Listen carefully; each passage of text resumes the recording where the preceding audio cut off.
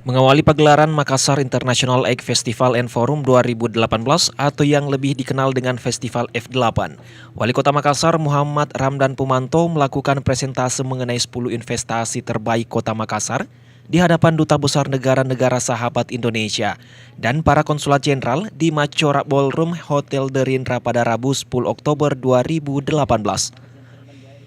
Pada forum yang bertajuk International and Interregional Discussion High Level Forum for Corporation tersebut, Dani panggilan akrab Wali Kota memaparkan sekaligus mempromosikan 10 investasi besar di Kota Makassar.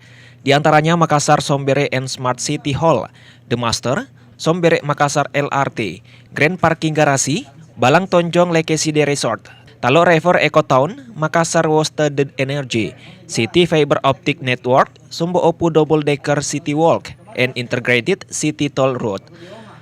Dani menyebutkan pertumbuhan ekonomi negara Indonesia cukup baik di kisaran angka 5,2% dan Makassar perlu punya kontribusi yang lebih jelas lagi. Walaupun nilai kontribusi ekonomi Makassar saat ini berada di angka 8,2%. Hal tersebut akan menguat jika investasi masuk dan tentunya pondasi ekonomi Indonesia akan semakin kokoh. Menjadi pondasi ekonomi negara. Ekonomi negara kita cukup baik, 5,2%. Dan saya kira Makassar perlu punya kontribusi yang lebih jelas lagi. Walaupun sekarang kontribusi ekonomi growth di Makassar itu 8,2%. Tapi lebih kuat lagi jika investasi masuk. Tentunya akan membuat pondasi ekonomi negara tambah kuat.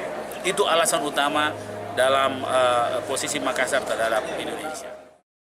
Dani berharap dengan adanya forum tersebut, para investor bisa paham dan tertarik dengan 10 investasi yang dipaparkan. Maharani Yasser, Fajar TV dan Fajar Radio melaporkan.